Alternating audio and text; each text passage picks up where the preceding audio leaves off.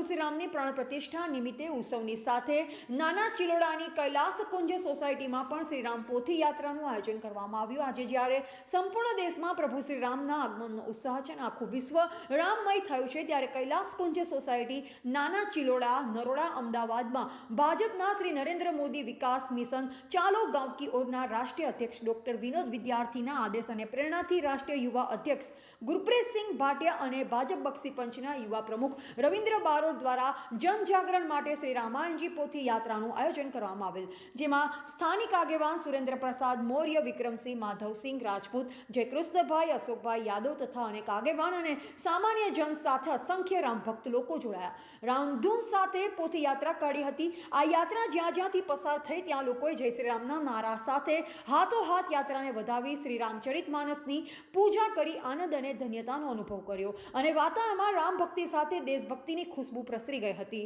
Reporter Vijay Thakkar, Ahmedabad.